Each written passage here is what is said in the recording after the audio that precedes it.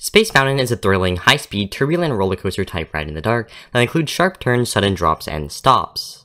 Well, not really. I don't see any sudden drops in the layout, nor high speeds, or the thrill factor. Disney needs to get better at informing their guests. Anyway, Space Mountain is an e-ticket attraction located at Disneyland in the Tomorrowland land. Oh god, that is a lot of land. It's free real estate. This, in quotation marks, roller coaster type ride is one of the most popular coasters in the resort, and has good reason to be so. In today's video, we will be flying through the deep dark depths of space and taking a journey by ranking and reviewing this beloved coaster, Space Mountain. Before we start the video, I would really appreciate it if you like and subscribe. It means a lot more than you think. Seriously, it means a lot. This is the only way a small channel like us can grow, and as I'm sure I said a million times before, we truly appreciate it. Okay, so I'm not going to waste my time talking about the queue line like I did in every other review video, and we'll get straight into the coaster. So the queue line starts off with a long walk down a hall theme, then up a flight of stairs and into another room, and then come into another room, do the Fortnite default dance, walk down more halls, come around a corner, and boom, you're on the ride platform. I lied, but I am going to go a little more in depth than that. Once you're past the outside plaza area, you head into a series of tunnels that are really cool. These are low lit to certain colors and try to carry the theme of the space station or something space related. However, being built in like the 18th century, it is very outdated. It was built in 1977, but still, it is outdated just like the rest of Tomorrowland. Mr. Chapek, sir, please fix this before I explode. Anyways, once you come around the corner in the spaceport room, you are dumped out over the ride platform. This is my favorite part of the queue as there is a giant space-looking thing held up directly over the loading area.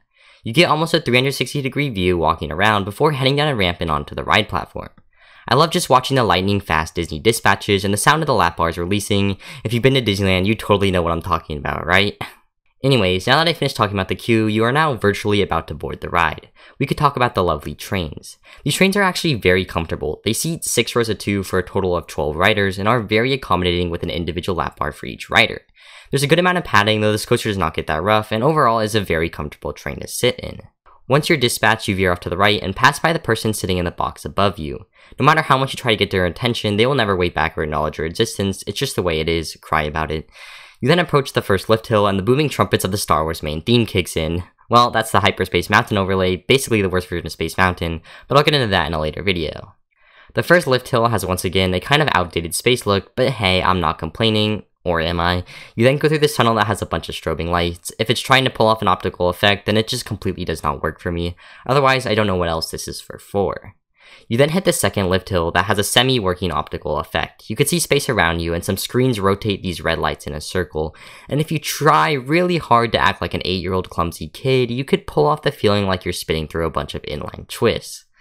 Following this, you head off into space, and this is when the wave of excitement hits me. When I go to Disney, this is always the ride I rope drop, and when I see all the stars and breathe in the musty air of this show building, I truly know I have made it to Disneyland.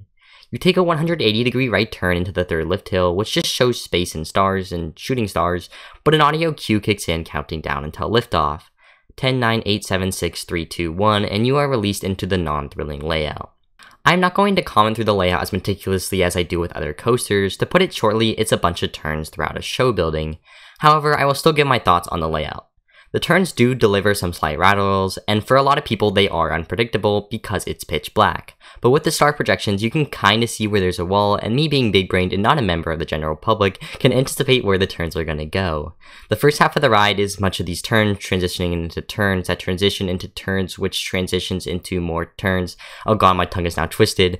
The second half of the layout is more of these turns, but you do have slightly more speed by now, so it's a little more fun and slightly more thrilling.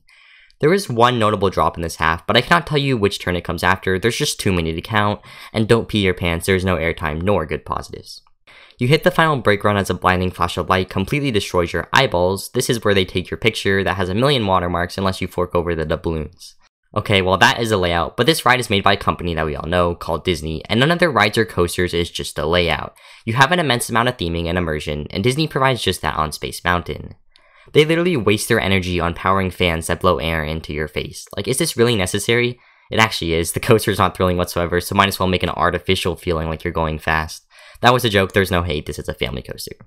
The icing on the cake and what makes this ride stand above all else, top 3 in the park by the way, is the on-ride soundtrack. Michael Giacchino, you are the best. I literally get down on my knees and play to Alan Schilke. Anyways, the on-ride soundtrack is synced to the coaster layout, and this makes the ride feel so fast-paced when it is really not. The soundtrack alone is enough to put a smile on my face, so when this is combined with the actual roller coaster and the feeling of flying through space, it feels like an out-of-the-world experience. Now that I have enlightened you with my thoughts on Space Mountain at Disneyland, I would like to completely summarize it. Space Mountain is obviously not the most thrilling coaster ever, or even close to that. It was designed and created for families.